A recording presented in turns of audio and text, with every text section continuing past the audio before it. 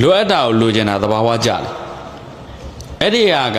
လူတိုင်းဒါအဲ့ဒီလိုအပ်တာကိုမသုံးမဆွဲပဲနဲ့စီးကုတ်တော့ကျမ်းမာရေးတို့ထိခိုက်သွားတာရှိတတ်တယ်နော်အစာအသောက်အနေထိုင်မှာအားလျှော့ချလို့တဲ့ကကျမ်းမာရေးထိခိုက်သွားတာရှိတတ်တယ်တချို့ဆိုအငတ်ခံပြီးတော့ဆူတာတို့ဆောင်းတာတို့ဖြစ်သလိုနေတာတို့အဲ့ဒါတွေကြတော့ကြည်ရရေရှည်မှာအရေးကြီးဆုံးအမြတ်စွာဘုရားရှင်အရောကြပရမလာပါတကယ်ချမ်းသာမှုကြောဝမှုဆိုတာကျမ်းမာရေးနဲ့တိုင်တာတယ်မကျမ်းမာရင်လူတယောက်ကဘလောက်ချမ်းသာတယ်ပြောချမ်းသာတယ်လို့ပြောလို့မရဘူးဒါကြောင့်ကျမ်းမာရေးဟာအကောင်းဆုံးကြွယ်ဝမှုပဲဟုတ်ပြီနော်ကျမ်းမာရေးကဘာလို့အကောင်းဆုံးကြွယ်ဝမှုပဲတကယ်ချမ်းသာအစစ်ဆိုတာကျမ်းမာရေးကောင်းမှုအရေးကြီးတယ်ကျမ်းမာရေးမကောင်းရင်ဘယ်ဆေးရုံတွေတက်ကူတယ်ပြောဒါမကောင်းဘူးဒါကြောင့်ကျမ်းမာရေးကိုအထူးဂရုစိုက်ပါအဲ့ဒါအရေးကြီးတယ်ကျမ်းမာရေးဂရုစိုက်ဖို့ဆိုတော့ဘာအရေးကြီးလဲစားတာတောက်တာနေတာထိုင်တာကိုပုံစံကြနေဖို့လို့တယ်ဒါဘုံဘုံတို့မနေ့ဆိုရင်9နာရီဆိုထားပြီပုံမှန်ပဲ6နာရီမထုတ်ခင်အောင်ဆုံးစားပြီမနေ့က9နာရီထက်နောက်ကျလို့မရဘူးဘာဖြစ်လို့အိယာထအတွင်းတနာရီအတွင်းမှာပဲထမင်းစားရတယ်အဲ့ဒါအစာရဲ့လိုအပ်ချက်အဲ့ဒီအိယာထပြီး2နာရီ3နာရီနောက်ကျမှစားမယ်ဆိုရင်အုံနောက်ထိခိုက်စေတယ်အစာအိမ်ကိုသိပ္ပံပညာစေပညာပြောတယ်အစာအိမ်ကိုဒုတိယအုံနောက်လို့ပြောတယ်အစာအိမ်ကဘာလဲ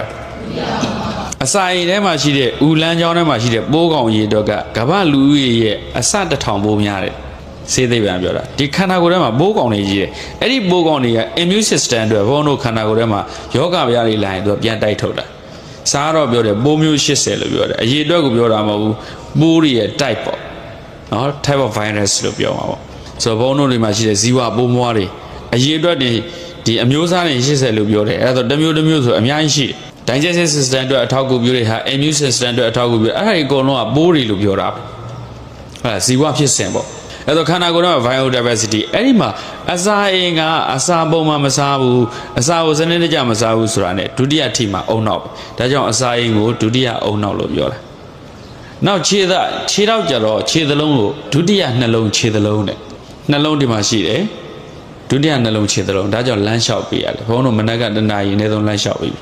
အဲ့ဒါကျမကြီးဆေးကုတရားမလို့တာအကောင်းဆုံးပဲဆေးကုနိုင်တာကိုကြွားမနေနဲ့ဆေးကုနိုင်တာကြွားတရားမဟုတ်ဘူးဟုတ်ရဲ့လားဒီတော့တို့ဘယ်နိုင်ငံသွားကူတာဘာညာအဲ့ဒါကြွားတရားမဟုတ်ဘူးယောဂထုလို့ကူနေရတာလေ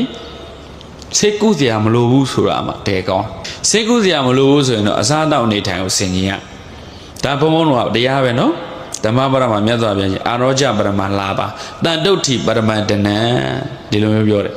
အာရောကြပရမလာပါကျမ်းမာခြင်းဟာအကောင်းဆုံးကြွယ်ဝမှုပဲကျမ်းမာတာထက်ပိုကောင်းတဲ့ကြွယ်ဝမှုဆိုတာမရှိဘူးလူကကျမ်းမာတာနဲ့စိတ်ကအလိုလိုကိုတက်ကြွနေရဲရဲအစာကိုနည်းနည်းစား